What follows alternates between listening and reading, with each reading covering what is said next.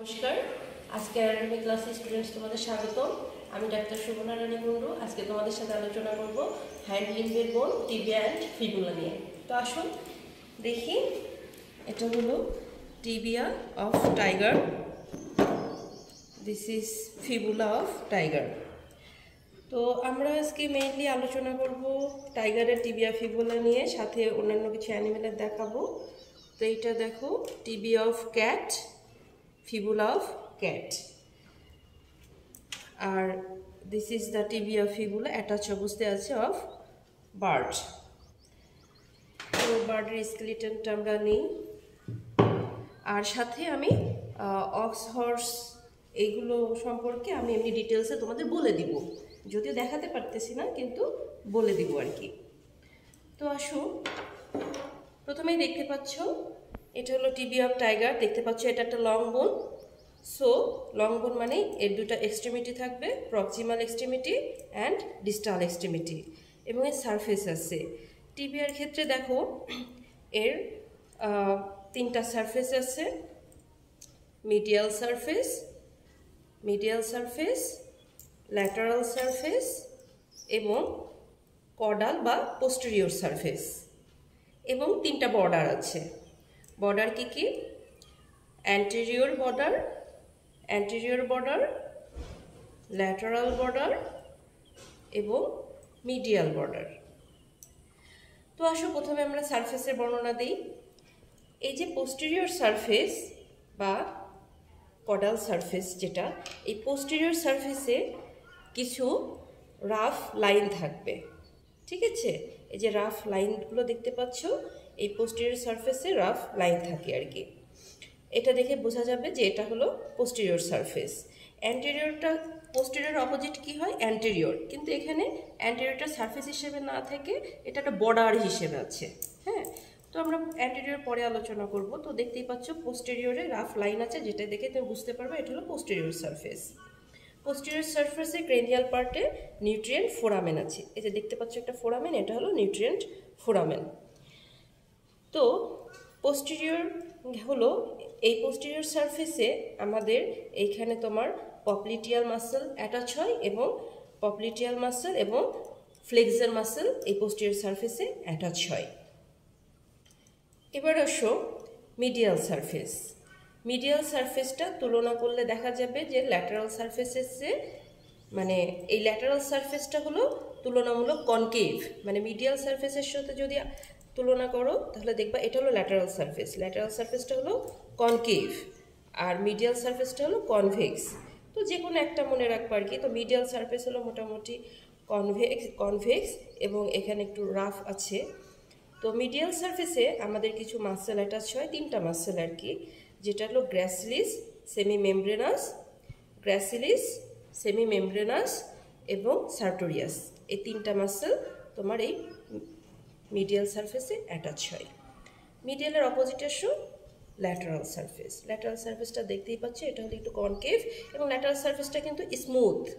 হ্যাঁ, মিডিয়াল সারফেসটা কিন্তু একটু রাফ ছিল, হ্যাঁ, কিন্তু ল্যাটারাল সারফেসটা হলো স্মুথ এবং কনকেভ।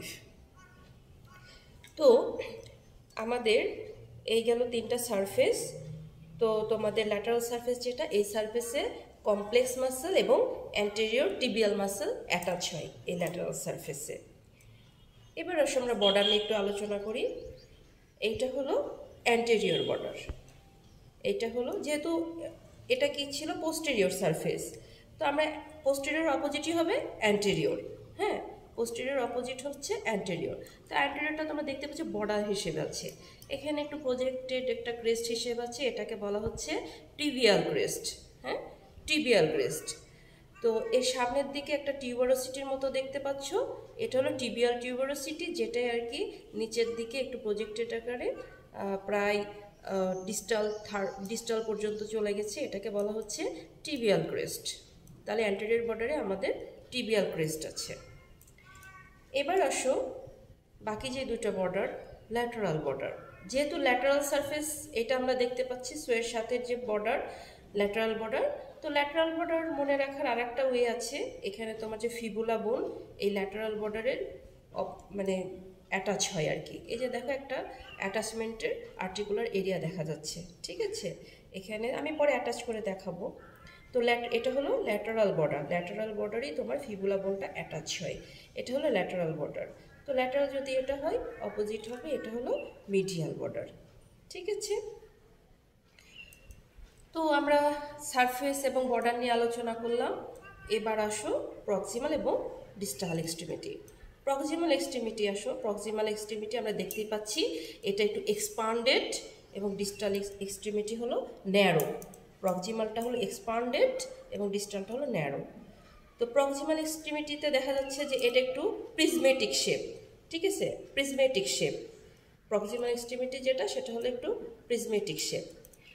তো প্রক্সিমাল এক্সট্রিমিটির এদিকে দেখতে পাচ্ছ, আমি অ্যান্টেরিয়র বর্ডার যখন দেখাইছি তখন তোমাদের দেখালাম যে এটা হলো একটা টিউবারোসিটি, যেটাকে বলা হচ্ছে টিবিয়াল টিউবারোসিটি। আর সামনের দিকে দেখো এটা আর্টিকুলার সারফেসের মতো, এটা হলো কন্ডাইল, দুইটা কন্ডাইল, যেটা ল্যাটারাল সাইডে সেটা হলো ল্যাটারাল কন্ডাইল, যেটা মিডিয়াল সাইডে সেটা হলো মিডিয়াল কন্ডাইল, ঠিক আছে।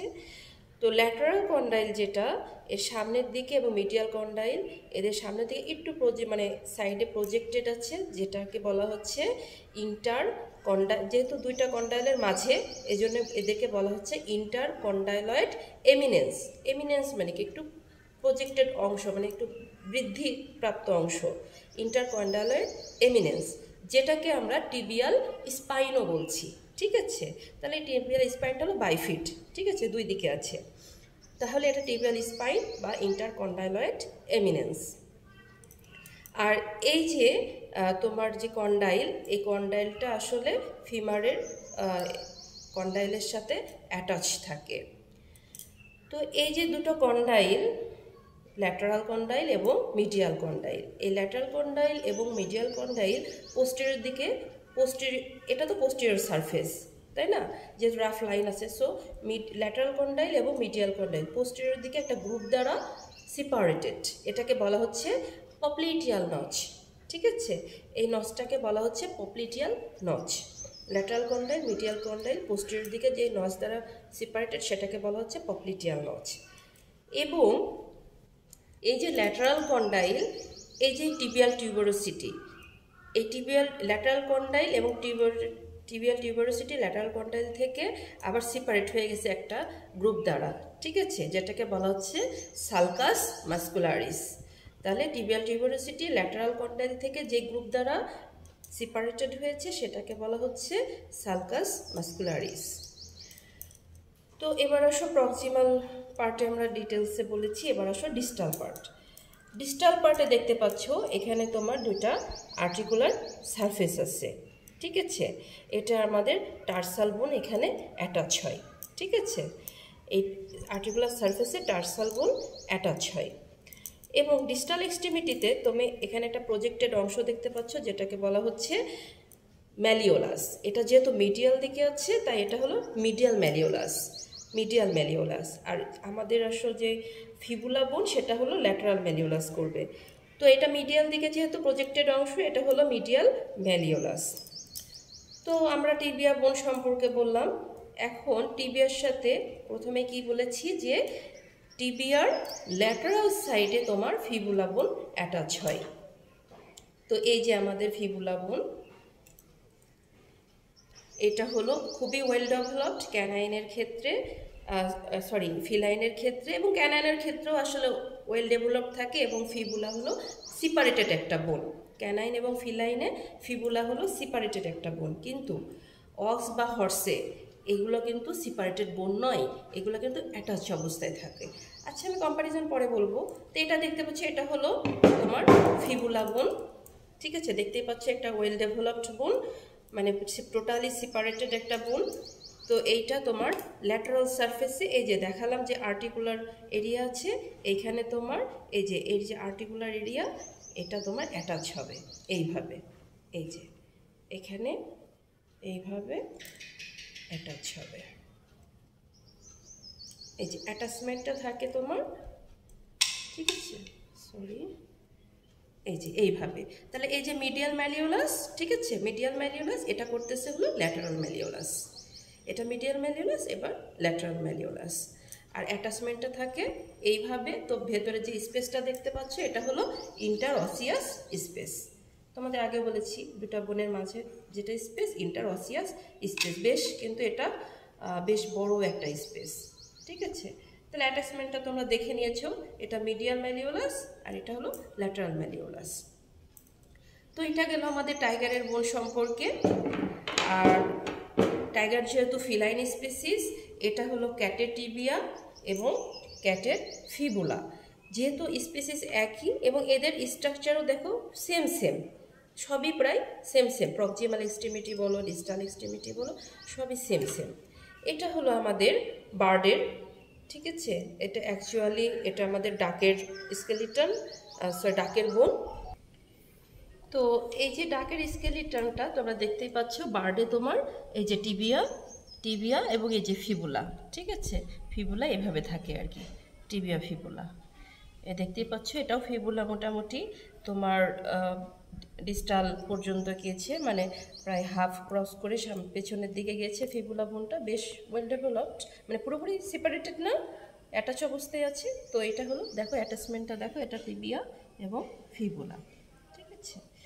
এই সাইডে যদি দেখো এই যে ফিবুলা বোনটা অ্যাকচুয়ালি এত দূর পর্যন্ত আসছে, ঠিক আছে, টিবিয়া বড়টা টিবিয়া, চিকনটা হলো ফিবুলা। তো এবার আমরা একটু অক্স এবং হর্সের বিষয়ে আলোচনা করি। সেটা হলো অক্সের ক্ষেত্রে মোটামুটি এখানে যা দেখছো সবই প্রায় সেম সেম, কিন্তু তোমার এই যে টিবিয়াল ক্রেস্টটা, এই টিবিয়াল ক্রেস্টটা এতটা ওয়েল ডেভেলপড নয়, এবং ল্যাটারাল সারফেসে যে ফিবুলাটা এটা অ্যাটাচ অবস্থায় থাকে। আমাদের যেমন তুমি ফিলাইনে দেখতেছো যে এটা টোটালি সেপারেটেড, কিন্তু অক্সের ক্ষেত্রে ল্যাটারাল সারফেসে মানে রুডিমেন্টারি অবস্থায়, মানে সামান্য একটু অংশ তোমার ল্যাটারাল সারফেসে অ্যাটাচ অবস্থায় থাকে ফিবুলা বোনটা, মানে এতটুকু থাকে আর কি, ঠিক আছে। এবং ডিস্টালি তোমার এখানেও গ্রুভ থাকে। এটা যেহেতু অবলিক দেখতেছো, হ্যাঁ এটা হলো অবলিক, কিন্তু অক্সের ক্ষেত্রে এরকম অবলিক থাকে না, এটা আর কি মোটামুটি স্যাচিটাল হিসেবে থাকে।